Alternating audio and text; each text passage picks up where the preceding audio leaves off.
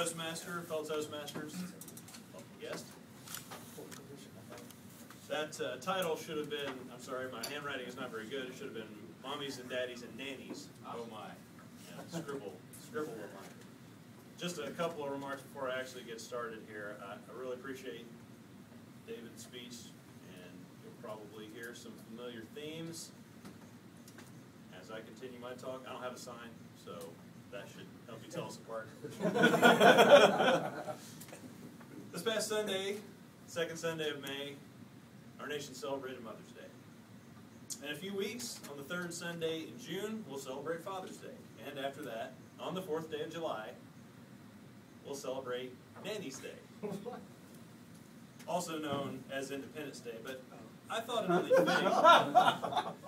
to rename the celebration of our nation's founding in recognition of our increasing dependence on government. You see, we're like children. And children cannot choose for themselves. Someone has to choose for them, like a mommy or a daddy. And in case you didn't know, Uncle Sam is trying to pick up where Mom and Dad left off. Many in our nation desire to shift our government away from its proper role as a mere protector of its citizenry. The constitutional powers that we entrust to our leaders in Washington are primarily designed to protect us from external aggression, whether that's a threat outside our country or one outside our home.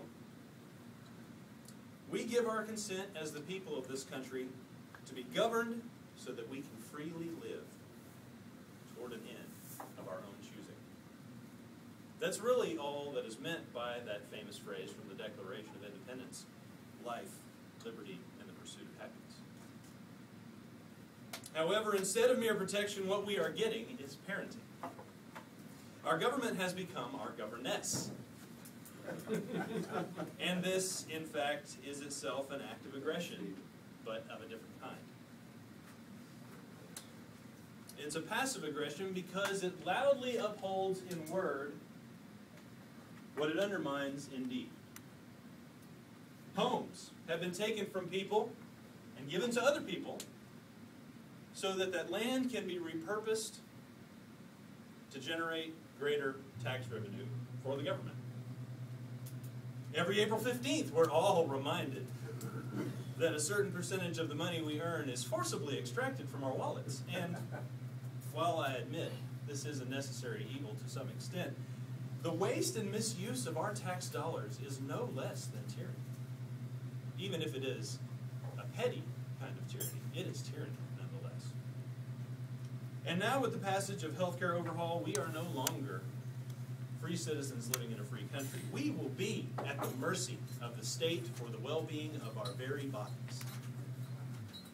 Because should this legislation stand and take effect in a few years, the inevitable result will be the mass exodus of doctors from the healthcare profession, and the subsequent erosion of medical care in this country, both in its availability and in its quality. And what do these encroachments have in common? They all deprive Americans of the ability to choose. The choice of what to do with property, the choice of how to spend money, choice in medical treatment, what, when, how much. These are fundamental to our way of life because freedom means the ability to choose. Of course, yes, there are 1,000 other tiny little encroachments that could spring to mind, like what kind of cars we're allowed to drive or how hot our coffee can be. But these three things are at the heart of our liberty. What is to be gained by this undermining of freedom? Put simply, it's a matter of control.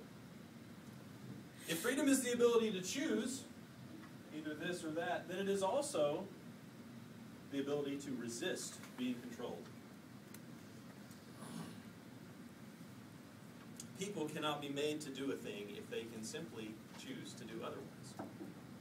In a free society, the government only has two ways to make people do things: either incentive or by eliminating the number of other possible actions that can be taken. And although incentive is quicker and easier to implement in the short term, Eliminating competing choices is far more effective at bringing about lasting cultural transformation. And that is the goal. To take the independent frontier spirit that America was built upon and replace it with an entitlement-hungry, media-medicated dependence. Why? Because that kind of populace does not stand and fight back when the real tyranny starts. Today is not the day that we will see that kind of tyranny start. It will not likely be next year. It will not likely be even 10 years from now.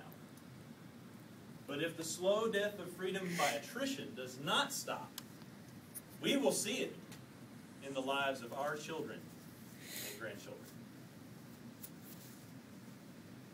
So I call upon you, good patriot, to rise.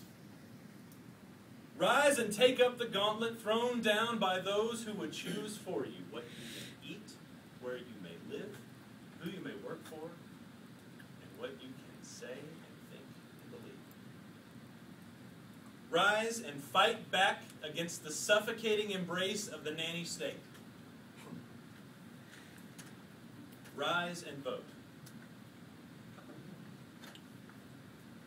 Freedom has met with crushing defeat at the ballot box in recent years. And the most horrific casualties of those defeats always follow after the battle. They don't come during. They come after the battle.